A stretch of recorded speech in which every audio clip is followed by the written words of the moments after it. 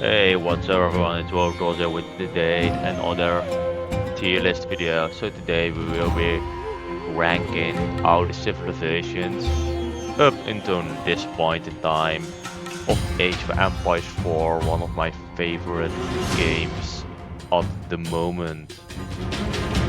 We will be first ranking the civilizations that have been here for a while. Then we will be ranking the two that came a bit later on, and then we will be ranking the DLC. So first of all, let's rank the first civilizations that were from the start. So the first civilization are the Chinese. I think they are pretty nice, pretty good.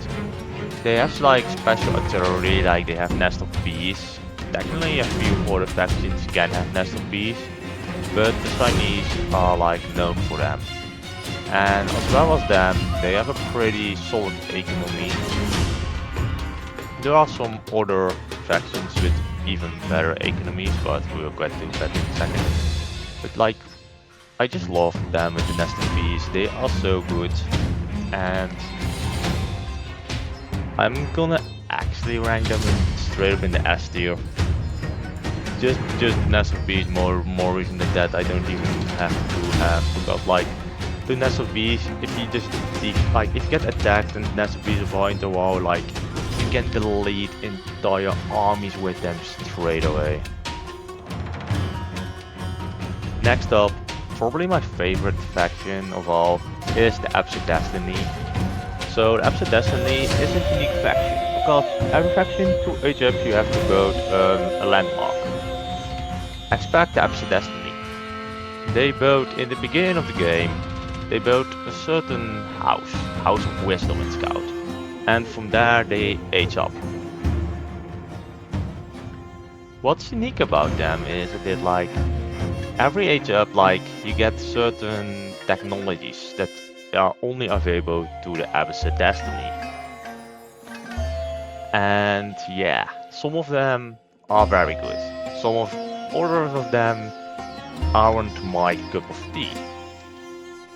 To say it like that. But to be honest, like they have also special units, and their special units are camos. Their special unit are camos, and those camos, man, they are absolute beast of units. I actually said it already when we're going to them, that is my favorite faction, so you probably already know where this faction is gonna end up. In the S tier, straight at the top. I really like them. Camos, House of Wisdom, with how more buildings you build around it, you get Golden Age. Golden Ages 3, 1, 2 and 3. You also put a separate Abbasid Destiny faction for those who like 6, I think. We will come to that one in a bit. But for the normal Abbasid Destiny, S tier, no matter what. Yeah, the next faction, the English. Well, I was just super positive about those two factions. I cannot say the same about the English. Like some people say it's the best faction in the game, because the Battlegets are super strong. But for me that's just about it. I don't like using the Battlegets. I like to use more units if I don't have to use siege equipment. I don't. Besides Nest of Bees, I make an exception for them because they are just amazing. And if I play the France, but that's we will come in that in a second as well. The English, in my opinion, like besides they have good Battlegets, but their special units are Lombomans. They aren't like really too high known about, like archers are way, like if you just shoot at them with a hope of nest of bees, they just die. If you run at them with horsemen, of course they die. They good against like infantry and probably other archers because they have more range, but the English is just, I don't want to rank them all the way down there, but they, in my opinion, they are just way too basic. They are not that special. What you can do with the Anglids, it's just... I almost never play them, because in my opinion, the Anglids is just boring. So, I actually gonna put them in C or D. I'm gonna put them for now in the C tier, but that they do actually. Maybe they get higher, but I just don't like them. Next up, the French. Yeah, so remember, the French have actually two things that they have going for them. Infantry. Wait, that's a lie. I meant siege equipment and horses. The horses of the French are so strong. And I just really like the landmark, like you have a goat hall where you can just choose what you want with, like resources that you can get over time. You can collect it, you can choose whatever, you can use stone, gold, food, wood, just whatever you want basically. And they are actually amazing. I really like it. I'm a big fan. But I'm actually gonna put them in A tier because there is a faction, other Rus Civilization, that we will come to later though, that I like even more. Next up is the Holy Roman Empire. I do like him, but it's not that I like them as much as, let's say, the Abbasid or the Chinese or the French. They have like many unique ways to play them, so I'm just gonna rank them straight away in B tier for the Holy Roman Empire because I do like them. The thing is, like, they have like many priests, and those priests they can boost villages, and then they gather even faster. So like they have a great economy, and like the relic, the goat you can get with a relic, like they have a certain, let's say, landmark, and then they get even more gold from the relic stored in there. It's crazy, absolutely crazy. Such a good economic faction. Military-wise, they have good infantry, like they have a special unit called Landsknechten. And for some reason there is an achievement where you have to kill 10,000 enemy units with Landsknechten. Yeah, good luck with that, it's gonna take forever. Although their units are pretty good, pretty solid, and I quite like them. So, Peter. And yeah, the economic ways is interesting, so, and you basically, because that you have from the Dark Age already priests that automatically can heal, so that's pretty good. So yeah.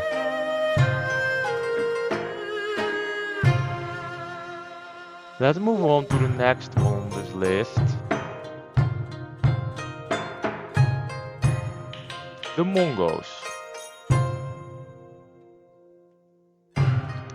Yeah, weird faction to be honest, because they can move all their bodens to a new location if they want to. That is absolutely crazy. And of course, YouTube decides to pop a random ad here. That really pisses me off. It's crazy, like how many ads they want to put here. So I'm just gonna try and get one without ads. Probably to no avail, but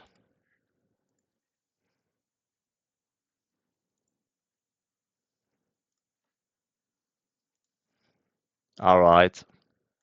Back. Alright, so the Mongols where we were gonna talk about before YouTube decides to interrupt the music with a stupid advertisement. Thanks for that. Anyway, the Mongols. As I was saying, they can move their bodens to everywhere, what's pretty unique. But the Mongols have a few big downside, I had to say. Because they can move all their buildings around, the civilization is a bit built around traveling around, not staying in one place. Okay, that sounds logic, but what I mean with that, they cannot build walls. You cannot build no wooden walls, no stone walls, never. The Mongols just cannot build them ever in the game. So basically, that's bad, because you always have an open front where the enemy just can pass through. You cannot block them off with a wall.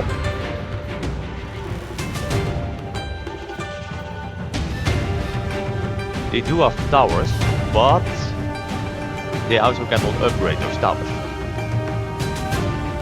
Does it mean that Mongols are the other way down? No, absolutely not. They actually have a couple of things that I pretty dislike about them. Because like, you can spam units with them, and the units are like not that expensive. And they have a landmark that automatically gives you free units. Yes, the Mongols can get free units. Don't know what units you get, but usually they're pretty good. But like let's say no walls, no towers, you have an open front, and the troops aren't the strongest. The enemy is a bit weird. The Mongols cannot farm from fields. They build pastures that spawn sheep. They are a bit unique, they are pretty cool because of it. They are gonna be the C tier for the Mongols. Next up is the Rus. They also have something unique with towers once again. Their towers are called wooden fortresses. And I can tell you, they're way better than towers. Way better. Like, it's insane. The Rus, those turrets, you want to get rid of them, like, they damage. The only downside is in the further age, you cannot build stone walls yet. You can build wooden walls from Dark Ages and other ages. Stone walls, you cannot build them before, I think, Imperial? Maybe Castle? What is a bit of a shame, but like, some people probably don't even use stone walls. It's just nice to, I just like to build fort always, so that's why I always build stone walls in my games. If I can. The Rus, yeah, they have pretty nice troops. Economic wise, they are not super special, besides one thing. They have a hunting cabin. And those hunting cabins, when you build them, where there are a lot of trees, it gives you passive gold. How more trees there are, how more gold the landmark gives. That's actually insane. That's very good. I'm gonna rank them the B tier, just above the Holy Roman Empire. Also, I rank them on how I like them, not how good they actually are. In my opinion, this is pretty average, but some others, anyways, the Rus is pretty good economic-wise. The hunting cabin, they also, when you hunt animals, you get also buffs until I think, until they got like 600. I think every animal gets like 10. I do not think sheep counts for that, but hey.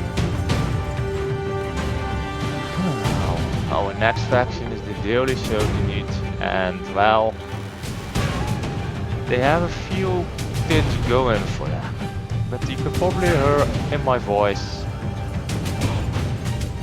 that's not gonna say them from a horrible placement, and you will be correct. The Daily Sultanate will not be saved from a terrible placement. I mean, there is always a reason there's always a reason I made the E and F Y tier. It's a bit like my own opinion, of course. Not everyone will agree with this, but Unfortunately, those certainly will be in the A tier, and here's why. So before we go in about the negative, let's say some about the positive, what I absolutely love about this faction. They've got elephants. War elephants, and elephants that shoot arrows, and yeah, they got great units. They're super expensive, but they're worth it because they are that good. But now why I absolutely hate them, don't like them that much. And I think also because of that they are one of the worst factions in the game. Unfortunately, technologies. So, the third Sultanate is a weird one with technologies. They do not pay for them, that our technologies for the Sultanate are free. But there is one big downside to this, and that's their entire placement. You have to make priests, and the priests you have to build like a church for, and you can put them inside it. But the big downside is the research takes forever. You can boost it with putting monks in churches, or priests, but it still takes forever. Well, actually, for the daily Sultanate, the account's cooler, but it still takes forever. And like, if you really want a fast technology, I think like 30 or 40 of your population you have to put in schoolers. Like, normally someone would have like you have maybe like 6 monks at max or something, but they have like 40, and he's not even using them. They are emboldened, so you can like your technology isn't as slow. But even with them, your technology will still be super behind all other factions because it's still way slower. Like, the problem with the daily Sultanate is, early game you will just get destroyed because you're way behind with technology, and that also is for your blacksmith, and the blacksmith is what you boost your troops. Like, probably like you in the Castle 8, you maybe not even done yet without further 8 upgrades in it because it's so slow. And you are be at a disadvantage technology-wise when you play a daily Sultanate no matter what. I mean, late game, yes, you can kill off the schoolers, but you still want a few because you can put them in limited turbos to get faster military with it. But it's still not good. It just isn't good enough. Now we're on a trend with factions I dislike. The Malians. Well, how I like to avoid talking about this faction at the moment, because I can exist, it doesn't exist, but it does. So here are the Malians. Are there any good things about them? Oh yeah, late game your economy is insane, it's super good. Like, you can build pit mines at gold mines, and even though the gold mine would be gone, the pit mine still gives you gold, and like you can build pastures, put deers in it that give you passive food where you don't have to do anything for. Sounds great, right? Yes, I agree, but no. Here's why. The rest of the faction. Yes, because economy-wise they are great, maybe even one of the best, but they are just horrible all on the other side. Like, houses usually give 10 population, for the Malians 5. Yes, they also half of the price, so why is it a problem? Boat space, like if you haven't like a big base, almost half of your base or even more is filled with houses because you need to build so many with the Malians. Like, that's insane. And I really hate it. Also, like, the troops aren't anything special. Yes, they have troops other factions don't have, but honestly, I don't even want them to have on all the factions because they aren't good. Malians in the FY, dude, I just don't want to play them. I absolutely hate this faction. I have the mastery on 1 and I'm not even planning on getting it any higher. Like the Dole Sultanate over here I have at 6. Okay, English I also have at 1, but I don't, it's not that I really hate them that much, but they are just boring in my opinion, because that's why I never play them. But the Malians, they are not for me. That's saying it nice. How I usually say it when I play with friends, I say the Malians are horrible and are terrible and the worst faction in the game. And I don't know why they even exist in the game. Yeah, Malians, not for me. Let's go to the next one. I don't want to talk about the Malians anymore. Next one is the Ottomans. And finally we are back to positive factions again. The Ottomans is actually straight away a perfect opinion of one of my favorite factions. So they have also a special, they not scout military schools. What those military schools do, they automatically create troops. Units, you can even choose what unit you want. Of course, Dark Age you can only choose spearmen, but every age you can build one more. So you can build up into a total of 4 military schools, but they also have visa points, and if you choose that option, that you can have another one, you can have 5 military schools that the entire game will produce free troops for you as long as your population allows it. So yes, Daily City is actually one of the greatest military factions in the game, because you get so many, over the entire game you get many troops for free. And if you build the black space in range of them, they produce faster. I mean, but you can't take, yeah, but there is so to need. Yeah, you research, I can't talk. You research are free too. So why do you like this one? You can still build troops the normal way, but this is just an extra bonus. And those visa points gives you all bonuses in special places that are very good. It's crazy.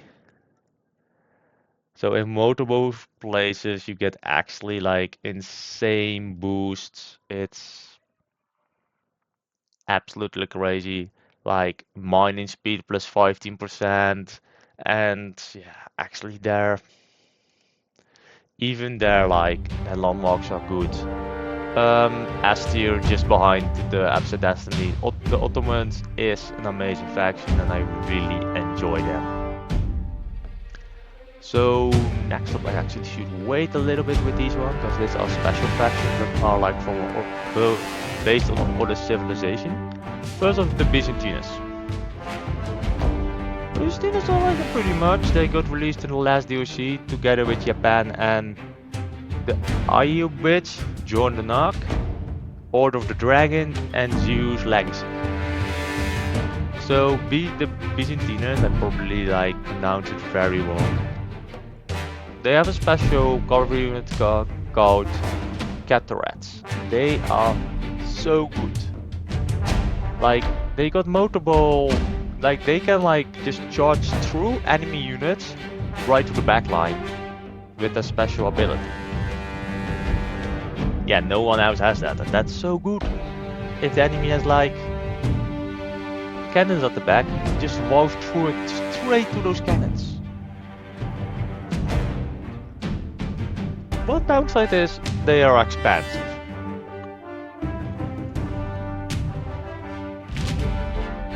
One Catrat is like 150 gold, and late game, yeah, you will feel that. It's not that makes them a low ranking, because it's still a freaking good unit, and it would be way too broken if it was cheap. For the rest, they have some very good landmarks. I usually have I usually always choose the 4 same, because I think there is a clear order in which one are better. And as well, they have also one new thing that's called mercenaries. They can hire mercenaries. They can choose a selection between 3 different selections, and then they get from different factions troops. I mean, Not certain troops, but still troops. Like, I think like yesterday I played a game and then I had in the further age I was getting the cavalry from the Mongols, I think infantry from another faction, and I was getting in the Castle 8 elephants with ballistas on the back from the 33rd Legion. Those amazing units. So you can actually have elephants without suffering. Great. And yeah, you have also other options with camos and stuff. So like, very good faction. They cost a life only. Okay, I can't pronounce it.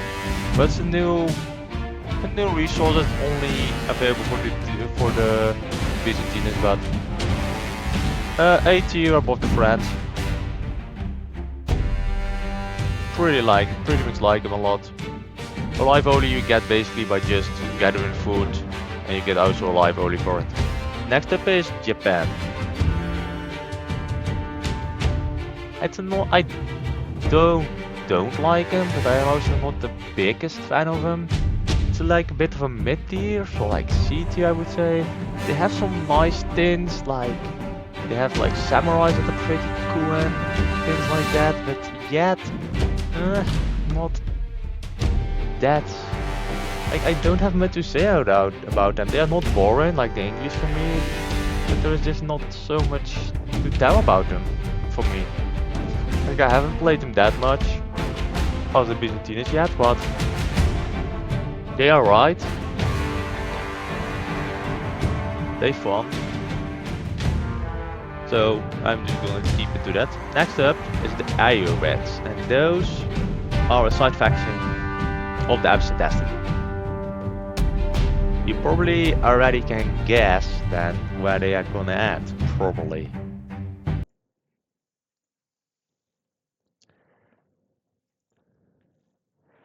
And if you would say A tier, you will be correct. I'm just gonna say that. So everything I said about the Abbasid dynasty is the same about the Ayyubids. Only difference is they have a little bit of different researchers in their House of Wisdom. And they have different camos. Instead of camel riders, they have camel something else. I don't know how they exactly count, but also camos. And you got also camos that can switch between swords and arrows. Like, I'm actually gonna play them above the Abbasid dynasty themselves because they are just that amazing.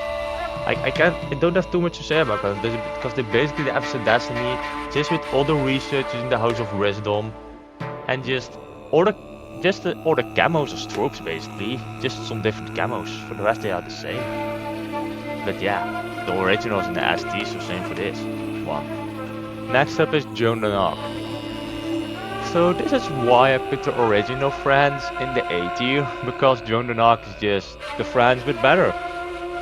So the special thing about the friends is they got Joan. And Joan at the beginning she is a villager, but at the end she's an amazing unit with a lot of different attributes, and I'm actually gonna rate her. You know what? Around here, I think. So you got a little different abilities, a lot of different, and like you can choose what you want. Like she can do damage, like shoot arrows. She can get reinforcements, like 3 horses that summons to her, and even a cannon that you can summon to her. Like she is amazing, and she just boosts. She's just a military booster in the entire faction, and that's what changed it from the friends. Like they are just the better friends. Honestly, that's all about it. They are the better friends, pretty much. Once again, not too much to talk about because they are just the friends but a bit better.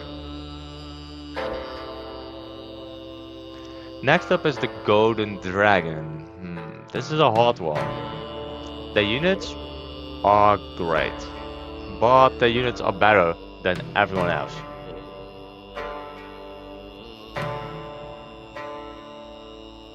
Yeah, better than anyone else. But they also chose to cost more population, more resources, so your army will never be that big because of it. Because yeah, you will be quicker to the max population. It's for me in a way because I actually prefer the normal Holy Roman Empire over them. Because I like my big armies to send. So yeah, they basically the Holy Roman Empire, but more expensive to walk with, and but the troops are stronger. So if you really want, they probably would be even A in competitive. They would maybe A or S tier, but I'm just not a fan of them. So the bottom of the C tier for me. Last up, the Zoo Excise Legacy. That's a different faction from the Chinese, and I pretty much like them. Instead of having palace guards in the Castle Age, they have them in the Feudal Age, and then there are early palace guards.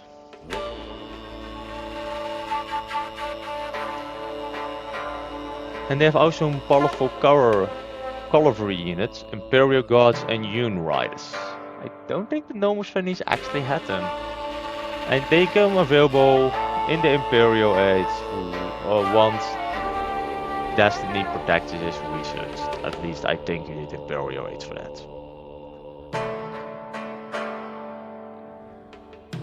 Like, for the rest, the landmarks can be cheaper, so the Dawn Destiny enables the Zeus Legacy to go cheaper landmarks, and that's actually very nice to age up faster. So yeah. Also, for the rest, it's the same as the Chinese, but just a bit better again, I guess. So yeah, I'm actually gonna place them over there. So that's my tiering list. So what are your favorite factions to play? What are your least favorite factions to play? Mine are obviously those three. Anyways, I hope you enjoyed this video, and I hope to see you all in the next video. Bye everyone, thanks for watching.